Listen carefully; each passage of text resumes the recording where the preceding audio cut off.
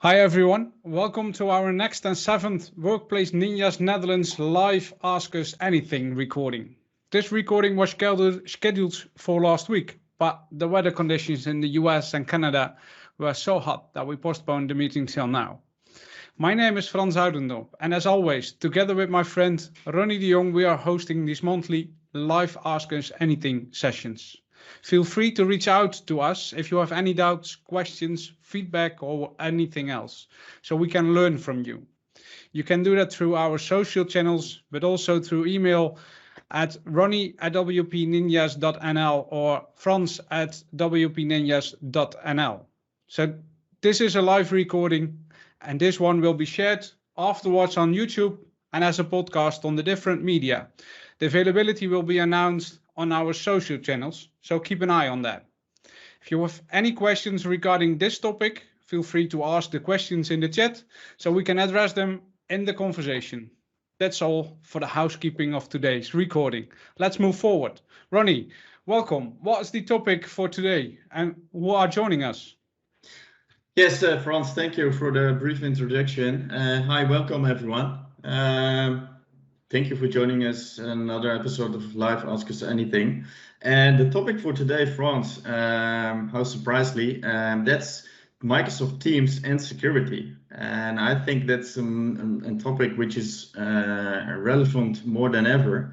The more given the circumstances of working from home, more and more organizations are already using Teams. They did a deployment very quickly because they have to keep up their business. So sometimes you might not be focused on the common practices on security because you want to keep your end users productive.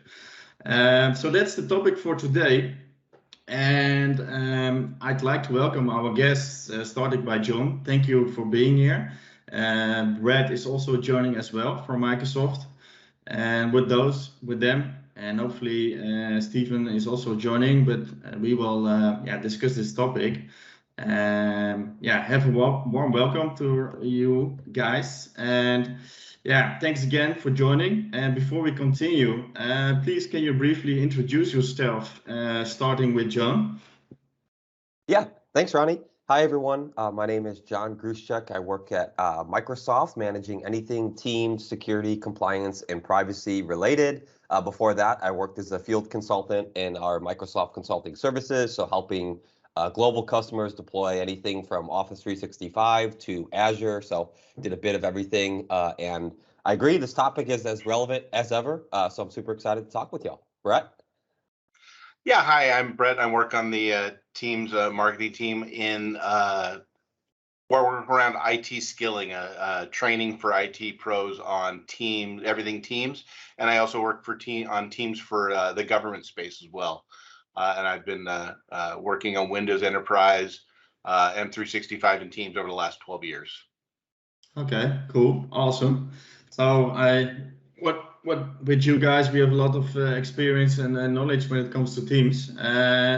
And before we continue the conversation, we're always starting this conversation with some statements. So hopefully you can answer these statements with a firmly yes or no. And of course, we're always trying to challenge you, but that's the reasoning behind these statements, to keep the conversation going and also get ready to what matters. And one of the first statements is Microsoft Teams is secure by design, so we can fully focus on collaboration. That should be an easy one. John? Yes, that answer is yes. Yeah, fully yes. Okay. And the second one, that might be a more challenging one. Perhaps Brent can answer that one. There is no need for Microsoft Defender for Office, as Microsoft Teams is secure by design. Yes.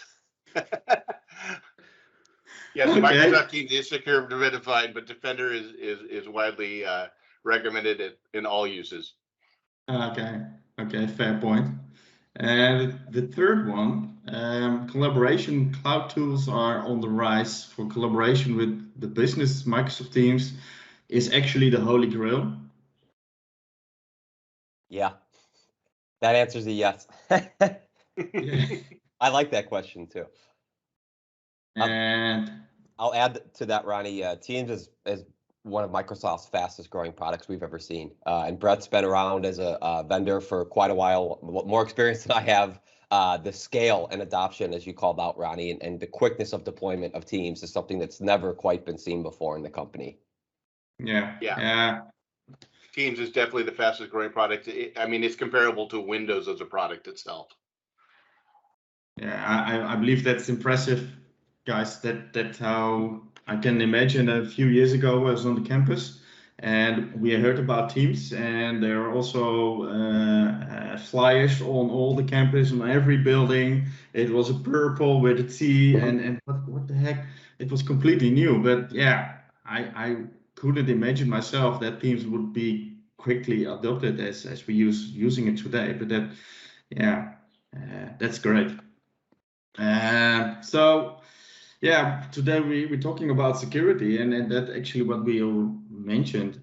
We are working from home due to COVID firmly, but also in general, we were in transition in the modern workspace and more working from home or remotely or working in virtual teams. And yeah, as last week, some malware hit the news already with some major outbreaks also in the US. So yeah, security is definitely on our mind. But when it comes to Microsoft Teams, we are first thing you're thinking about productivity.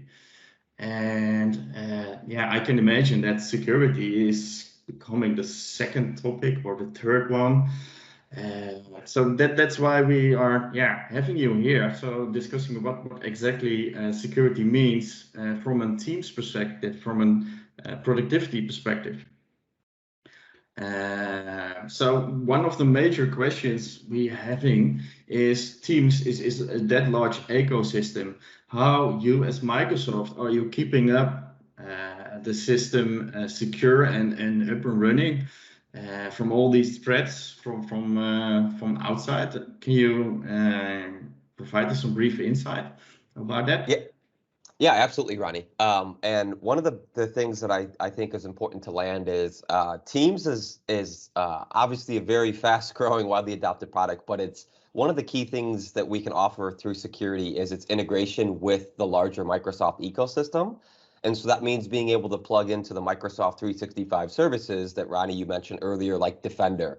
And so that's your coverage against advanced threat protection and integration with analytics. So including some things like safe attachments. So if Brett shares a file with me in Teams and I open that file, we're able to use a very fancy term, what we like to call a detonation chamber, and essentially detonate that URL and make sure that it's safe.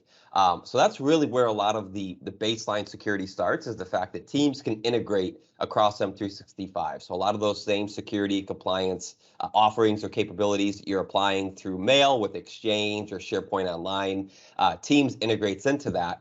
We actually double down on that because we believe if you're sending mail or you're sharing files, those security and compliance principles that you're applying as a company, or maybe even compliance regulations, are likely going to have to be extended to Teams, right? Because it includes collaboration and productivity. So that's a big thing that we like to advertise at Teams, is the fact that we are another, I don't want to call it service layer, but another management layer that we recommend that you group into your portfolio of collaboration tooling. Because Ronnie, as you mentioned, it's so critical that you understand that big space. Some of the other areas are, of course, default encryption in transit and at rest, anywhere your Teams data goes. And so the reason why I mentioned in transit and at rest is because as your data, as the customer, as it hops along in its data journey, at any point, we as Microsoft need to ensure that you are the data controller as the customer. Your customer data does belong to you. So at any point, if you need to decrypt or actually run some compliance on that data, that is why we do encrypt transit in data and at rest. And that's pretty industry standard, again, to allow customers to actually be able to run compliance on their own data. And so I think we'll probably get into end-to-end encryption at some point today, but that's one of the clear differences and distinctions on why we use encryption in transit at rest based off of, TLS, MTLS encryption standards. So that's another front line. And then lastly, I'll just mention, again, it's that integration. So when we have things like, DDoS or denial of service, identity, we double down on using Azure Active Directory, or in old school, I always still call it AD. That principal UPN, or user principal name, that is the key, right? We want to eliminate passwords. And so the integration of Teams to do things like multi-factor auth, conditional access. Again, we can get into a lot of those, but it's that portfolio of services. And the only thing I'd also add, Ronnie, is productivity might be the thing we pitch with teams. Security and compliance is what we're focused on internally, because you hit a very key point. There's so many in this hybrid remote world. There's so many entry points that we are laser focused on making sure that organizations can collaborate, not just inside, but outside the organization with trust. And that sounds like a marketing line, but it's true, because Brett and I do a lot of, prior to this, we did a lot of travel for events, getting to join folks like y'all on tours. So I'm constantly working on planes, trains, using hotel Wi-Fi, all those scary areas of vulnerabilities. And so we actually had a good insight into what this hybrid world would be like with all of that type of travel. So we've continually just put investments into those security and compliance offerings. So long answer to start, but the commitment has been there as long as Microsoft has made a commitment to be a security company about 10 years ago with our SDL. So you've seen that come up into Teams, and that's why we have been able to lead in some of these key collaboration areas with a focus on security. Yeah, and talking, John, about and network communication that is encrypted, that is called Trustworthy by default. That is the thing that you do with the product itself. Talking about identity, what is a key component of logging in, having secure by default, and relying on that corporate platform. But when looking at external attacks, like a man in the middle or an identity spoofing, what key components are integrated within within Teams? Not only Defender for Office, while we looking at safe links, safe attachments, but when it's come from an outside perspective, where like in the past few days, where some things are going on, but when a wide used system like Teams, when is that attack, what can we do from a Microsoft perspective on that? Sorry, on mute there. That's a great question. And we do have a couple of documentation articles that get into some pretty big depth, and I encourage folks, if you are on your security operations teams, to familiarize yourself with the security development lifecycle, or SDL. That's one of our big data integrity commitments that we've made as a company on how we handle it.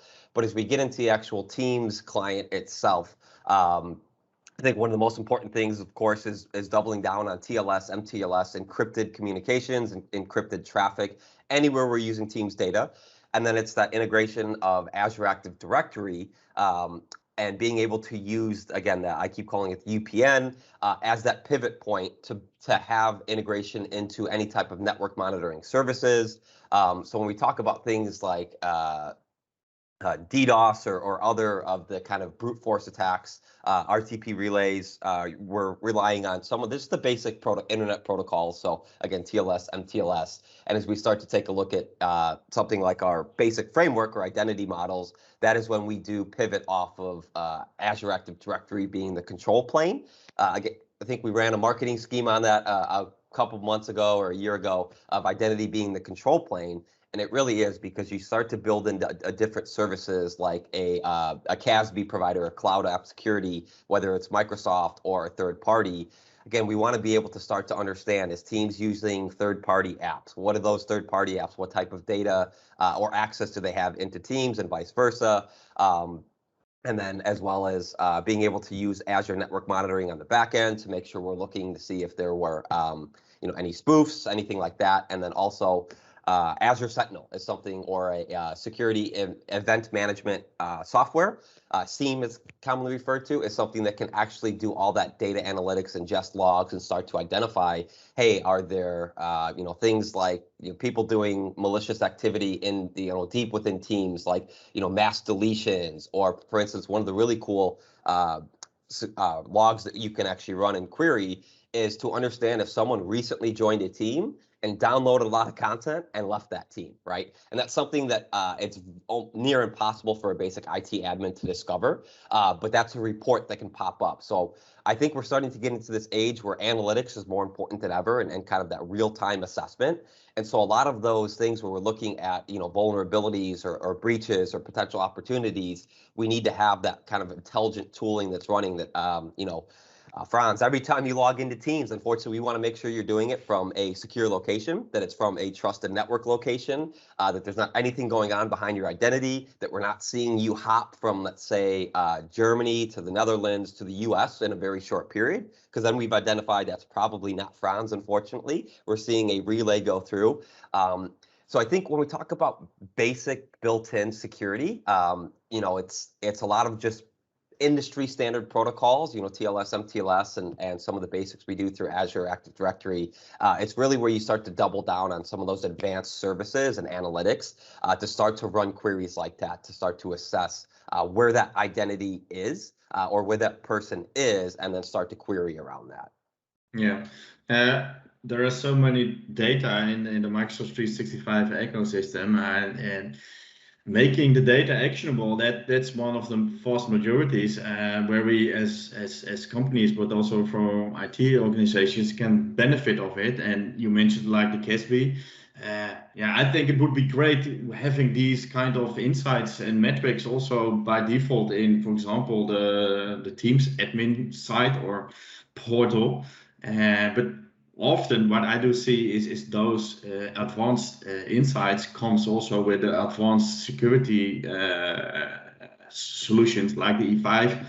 Perhaps this actually the same with Windows 10. If we have the modern workplace, we have also all these insights and we can configure them, but we don't always have the reports based on what we can take action on it. So I think that might be a good improvement point. When it comes, we're talking about platform security, and you did great, giving us great insights, which tools and solutions we do have to guarantee that. But you're taking responsibility for your backend, keeping it up. But when it comes to the endpoint, are there some common practices how to keep up with the endpoints itself? Because I think it's also at the IT responsibility to keep up with it. What common practices do you recommend to apply to when it comes to the endpoints? Yeah, that's a great question. And I think one of the unique things about Teams that is a love or hate relationship is that it works outside of Microsoft's traditional update model, where we gave you the opportunity, or the IT admins, to say, hey, we've got this big package coming. You need to go ahead and download it and push it out. As most know, Teams does update on a regular basis, and I think one of the valid forms of feedback we've gotten is sometimes build numbers aren't clear enough in what's inside that bill, and it might be moving quickly. But one of the advantages of Teams is that it is a more frequent update model, so we can go ahead and ensure that we're not just patching in or putting in new features and capabilities, but again, that we're always validating that the endpoint itself is secure. And so that, again, is a little bit different even than your traditional, what we now call M365 apps, or what was Office. Even when we moved to our cloud version of Office, what was known as Pro Plus, that was something you updated every month, and it was something that admins had to take action of. They had to deploy that out. So if there was an exploit or vulnerability, it was the diligence on us at Microsoft to make sure we got that out on bulletin boards and through the admin center and notify everyone. But you still had to push that update. And so I do like that Teams is more automated, and it's quicker, and it's able to update on cadence. We're able to make sure that we're pushing security patches or anything that needs to be in there at a regular basis.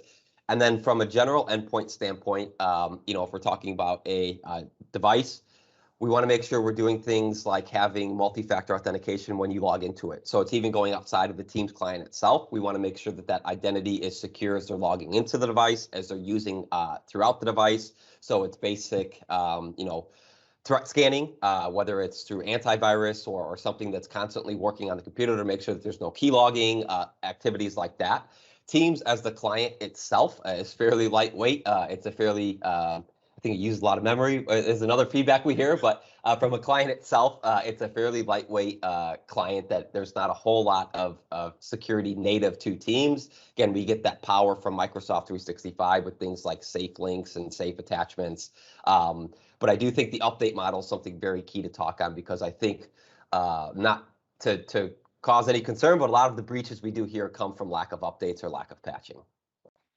Yeah, and talking about memory, Teams is consuming somewhat memory, but for that there is a change upcoming for the move from Electron to Edge WebView 2. When we look at WebView 2, when it comes to security, does that have also impact in the new Teams client? It won't. That's one of the key things with our security and compliance. It will not impact anything. Your existing information protection capabilities, a lot of the native stuff that you have running will continue to work. So data loss prevention, sensitivity labels, and that is something that as we commit to further development at Microsoft, that is always one of the very first things we look at is we cannot break anything. We cannot ask customers to change or reconfigure, redeploy. When it comes to security and compliance, as you two probably know, it needs to just work, and it needs to work well. So when we do switches like that, we have a deep commitment to make sure that we're not changing anything and trying to put anything on IT admins or SecOps teams.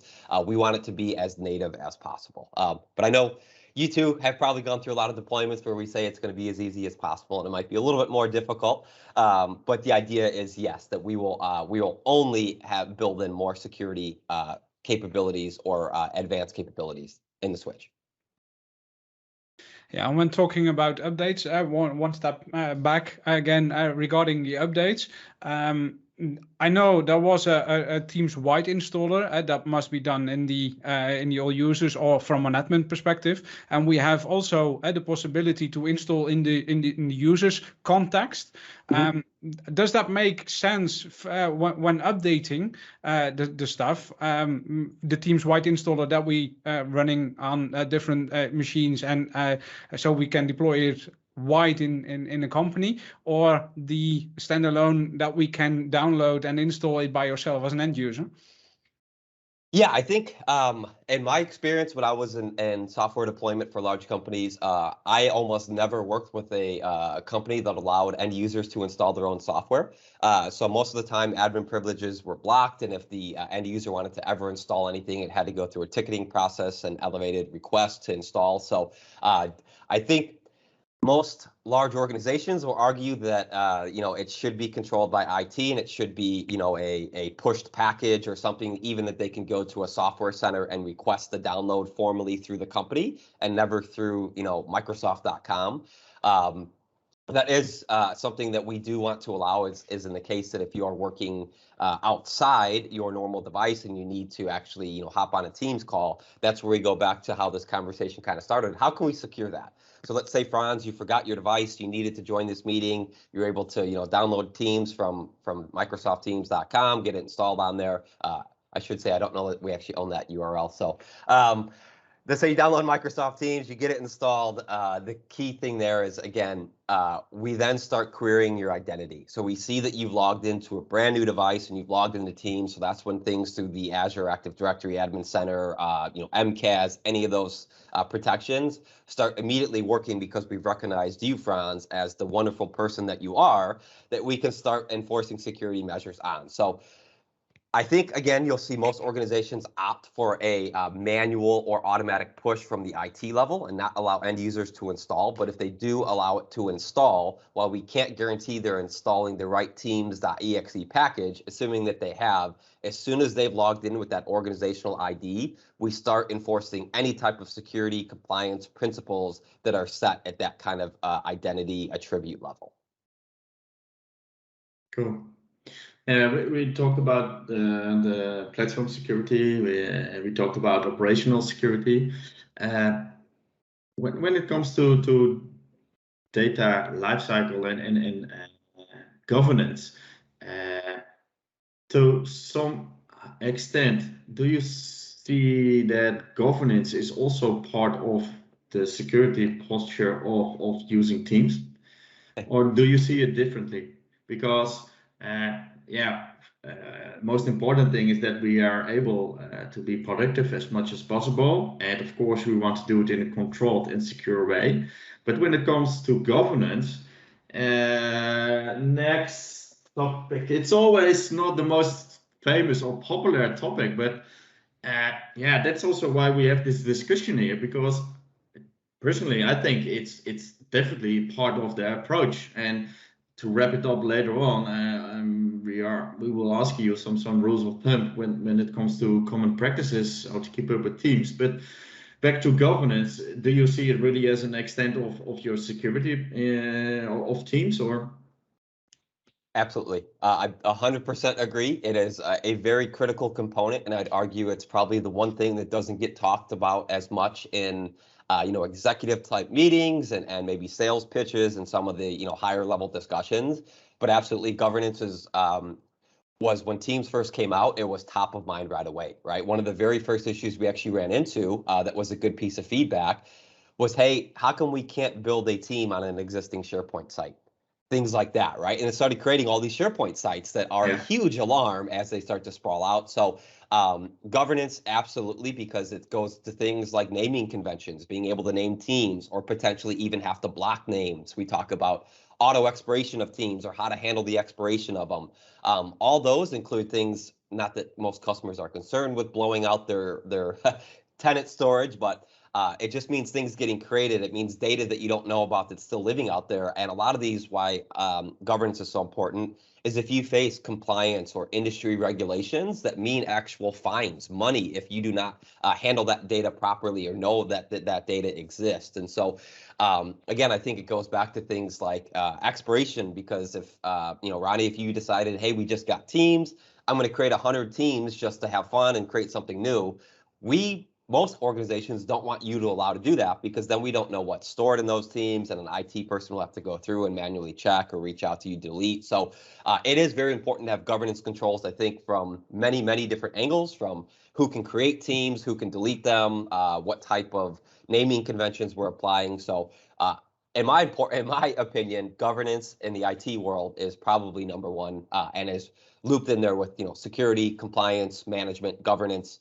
All those we kind of look under of the shared umbrella. They each have their own critical space. But I think, in my personal opinion, they're all weighted very heavily, because a bad practice in one will likely lead to spillover of a bad practice in another.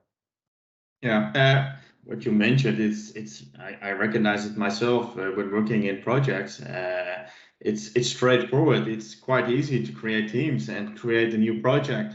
But it's also getting an extra dimension, because you're now talking about internal usage of Teams, but Teams is also used to work together with outside your org. So then another dimension, like guest users, and when it comes to governance, it might be important for your internal org, but it's even more important when it comes to when guest users get involved into the play. And that's also something which is a challenge, because you're not always familiar or aware that guest users are part of your teams. And now you have also including guest users, but you might have different policies when it comes to guest users. And it's the same actually for teams. It's so quite easy to introduce guest users to your organization. Do we have tools? Do we have built-in capabilities to control that away? Yeah, guest users, and I think guest access is something, as a general term, really became critical during the COVID time of almost completely remote work, as we started to collaborate more and more with outside organizations. And I think I'd agree, flat out agree that it's difficult, and that we do have, as you mentioned, Ronny, some notifications that mentioned a guest is in there. But when we step back and think about that, that could be one single user that doesn't ever look at that and isn't familiar with Teams.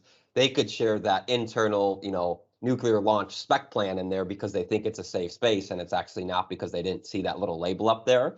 So I think one of the challenges we do get with guests is, we are inclusive. We want to allow organizations to collaborate outside, but it's really hard. It's really hard to make sure that we're having the protections in there. So something we've recently introduced about 6 months ago was the ability to apply a sensitivity label to a team, and that will actually block outside guests from being able to join that team, depending how you set up that label. So I think until we get to something like shared channels, which was a preview announcement we made at the March Ignite, the ability for me to actually add, Ronny and Frans, you into a shared channel and you not have to switch out of your team's org. You just see that natively pop up there.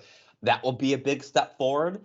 But I think the challenge with guest access is a lot of it comes down to internal hygiene. And that's not to say to put it on the customer, because Microsoft has a responsibility to educate and give best practices on how to safely collaborate with guests. But a lot of it's knowing if guests still remain. So one of the things that we do offer in an advanced licensing SKU is automatic guest hygiene reviews.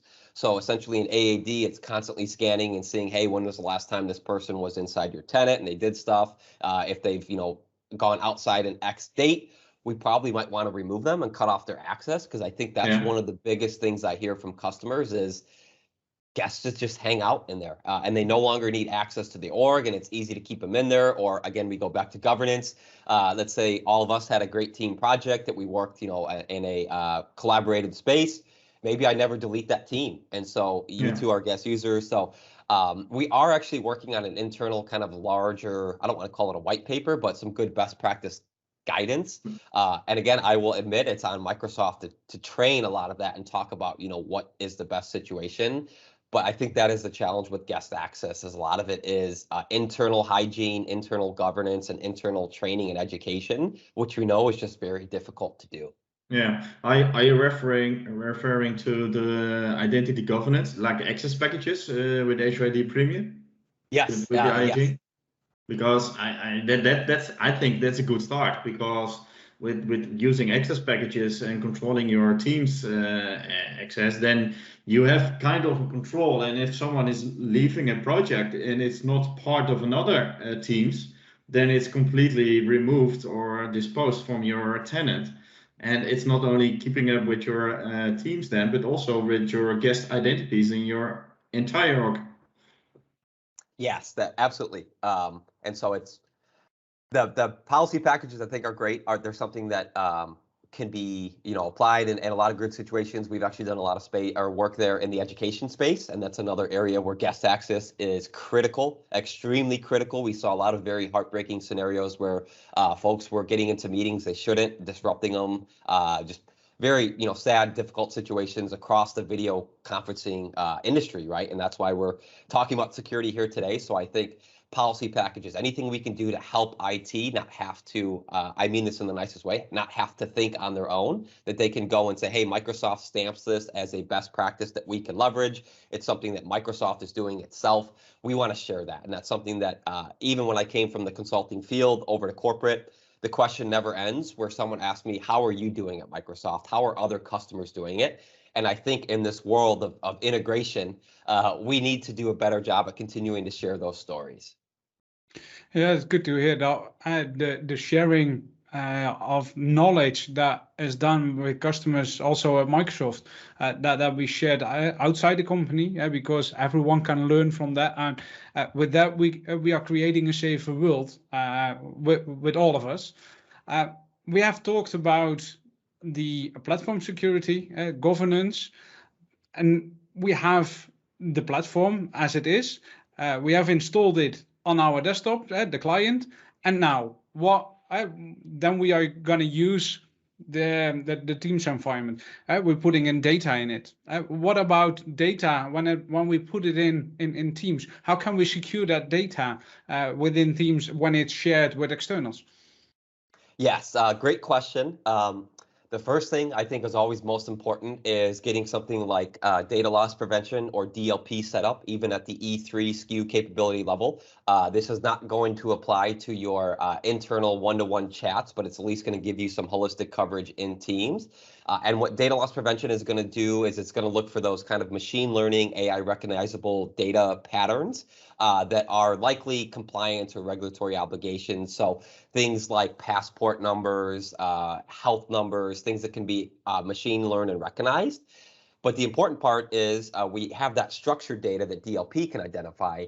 We need to cover that 80, 90% of data that's unstructured, right? That's intellectual property, that's spec designs, and PowerPoints. And that's where sensitivity labels come in. And it's a bit of a steep learning curve, or I'd say an adoption curve for organizations to get set up. But sensitivity labels are, again, using the AI machine learning to recognize when there is a data match on something that should be classified. So, for example, if I'm talking about Project Cortana internally with Brett in a chat, or in a document even, because it extends outside of just Teams, it might be able to recommend and say, hey, John, I think you need to classify this based on Project Cortana being in your title or whatever it may be. We can even go a step further where it's automatically classified. Again, we're talking about some more advanced licensing here, but the critical thing is when we talk about data integrity, data sovereignty, and protecting it, as many cases as we can, we want to act proactively on behalf of the user. And that's not to say that we don't trust the end user, but again, we go back to these ideas of data compliance and obligations when it's legal holds or anything like that. We need to make sure that when we recognize that data as an organization, we're acting as the organization and not always trusting the end user to make the best decision, because I think we see this even internally at Microsoft. If I have to classify something and go through extra steps just to send that email, I'm probably going to try and avoid not classifying it. And so some of those times, right, we need to actually act on behalf of the user. And I won't hide that happens at Microsoft, right? It needs to happen where if I'm sharing something with Brett and it's deemed sensitive by MSIT or our internal IT team, it's going to classify it automatically for me, right? Things like do not forward, do not share. And with our encryption, I'll quickly just say it's critical that we encrypt the content at the metadata itself. So that means even if I forward it to my Gmail account or my personal Outlook account, my identity is what unlocks that, is what encrypts it, my organizational identity. So if I try and access it through Gmail, through any other outside medium, or even through an internal organizational account that isn't in the right user group, I will not be able to open that document, not be able to open that email. So it goes pretty deep with DLP and sensitivity labels, but we also have things like communication compliance, which can help, not just a safe, inclusive workspace, but also recognize things that are, again, sharing internally or externally sharing company secrets, things like that. It's not about, by no means, it's not about, spying on employees or trying to see what they're doing. It's making sure that data isn't leaking outside the organization. And that comes nowadays through AI, through machine learning, and being able to pick up on those patterns. And in the admin center, that's where we have things like data obfuscation to protect privacy of employees. And in this light of sight, I have a question of Gregory, and it's more or less about this topic. What do you do to block download or uploads from guest accounts without using the cloud app security functionality, including sensitivity labels? I'm aware of adjusting the SharePoint online site rights, but that's a pain in the Is it a specific Microsoft strategy to do not foresee something, or are you missing manageable settings? Any clue about it? I think something like app enforcement restrictions might be a good fit for this scenario, but perhaps you have some other suggestion, John? It is, Ronnie. That's a great suggestion. I think this also brings up something I'll humbly say we need to take more feedback on. So thanks, Gregory, for sharing this. Yes, Ronnie, what you mentioned is the go-to and also, configuring in SharePoint. And I think this brings a larger challenge of admins are having to manage this across too many spots, right? And it becomes difficult when you're switching admin centers. And for instance, Gregory in this case is bouncing between Teams admin center and SharePoint. So making these kind of a one-stop area to control is something we're trying to commit to internally. Making it, we saw that with a year ago with the M365 admin center. Everyone was like, hey, you have way too many admin centers that we're finding ourselves in. Can we standardize a little bit? So I think you see that challenge come up now between Teams and SharePoint, right? The fact that they're differentiated, and while a large organization like Microsoft might have individual owners of those. We know that's not the norm, right? A lot of organizations have someone that, a guy or gal that's wearing two hats and saying, hey, I'm the SharePoint admin and Teams. So you answered it right away for me, Ronnie, but I do want to kind of add some insight that we are looking for simpler integration, right? For more insight to be able to say, hey, if you want to block downloads of sensitive content from outside users, you need to protect Teams, you need to protect Mail, you need to protect SharePoint. Here's where you go for that. That's something we can't do quite today, and we need to get better at it. But this is also a kind of an history, because we had in the past SharePoint, we had in the past OneDrive, we had in the past, and Teams is actually an umbrella, and on the back end we are using SharePoint for storage.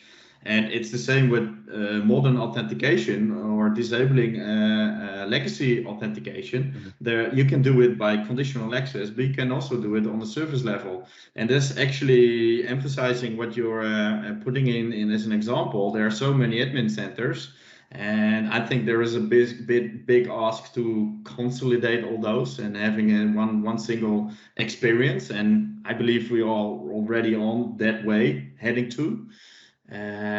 But yeah, I think with conditional access, we do have a very powerful method without using MCAS to address this and many other scenarios. I'd agree. Conditional access is probably one of my favorite features that you can run through for a baseline security, especially if you start to get into some of the more nuanced and granular setups that you can start to apply to it by looking at varying things. We started off the conversation, me kind of picking on Frans, saying if he was traveling all over the place, we'd be able to recognize that. So we can, again, you can assign sign-in risk. You can do now what we call continuous access policy evaluation, which is something in preview. I like seeing the head nods. It shows you two are quite advanced. But that's even doubling down and saying, hey, we shouldn't only assess Frans and Ronny every hour. We need to do that in real time. We need to constantly check so that if Frans I keep picking on you, Frans, but you're an intelligent guy, so let's say you've got a VPN and you're trying to hop through different areas to hide your tracks and all that. Like, we need to constantly evaluate devices now, right? And identity. So I think that's one of the coolest innovative spots we've seen with analytics, all this crazy stuff. But that kind of continuous access evaluation needs to become the standard, right? It really needs to be the standard that we can constantly assess security threats. And again, it's not about an invasion of privacy or not trusting the employee. It's just this zero trust world that we live in, where we need to constantly assume that identity is not safe. And that's not to say anything bad about Frans. We know he could be enjoying an espresso or a coffee, having a great time. But the idea is that we need to assume that identity is not trusted until we continuously perform checks on it. Yeah, and I travel a lot, especially with VPN. So that's correct. I have another question, John. How would you suggest about checking guest access that has not been used for quite a while, so we can minimize risk? Is that something that we can do from Teams or Azure Active Directory, for example?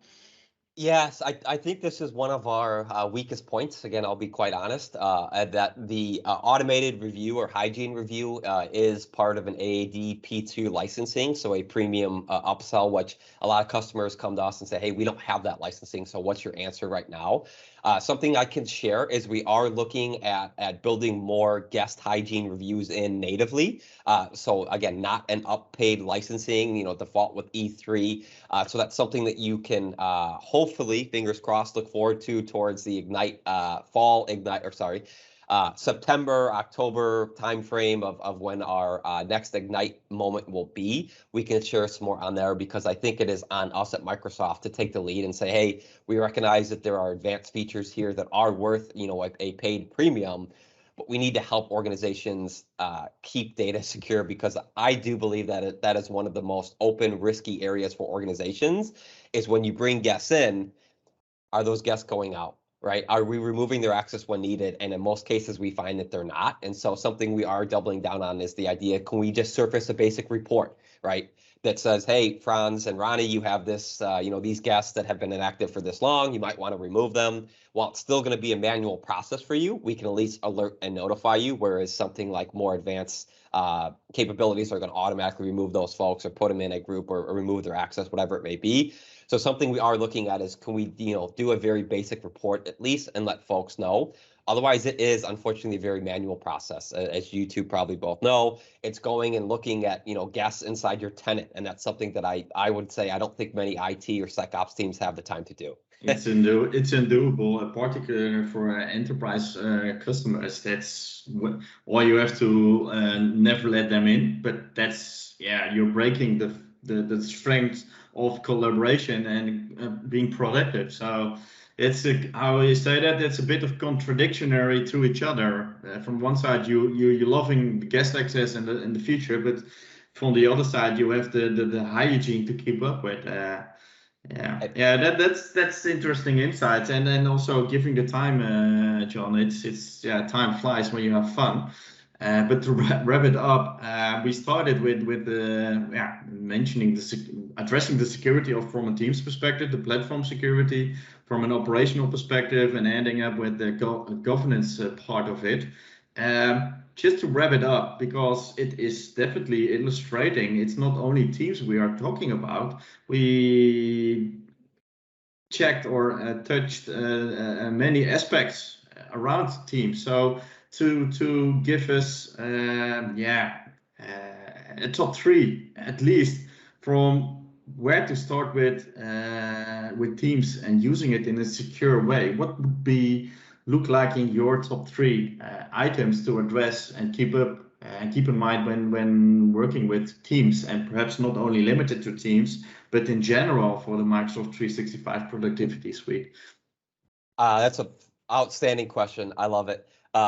One of the first areas I'd say is probably something none of us like to do, and it's getting in meetings and talking about the deployment, right? What the entire landscape space. So it includes your legal department, your HR, your finance, your accounting, and understand how those folks treat that data, right? What type of regulatory or obligations are they required to handle data? Because you certainly don't want to make the mistake of assuming finance has no obligations and you to receive a fine.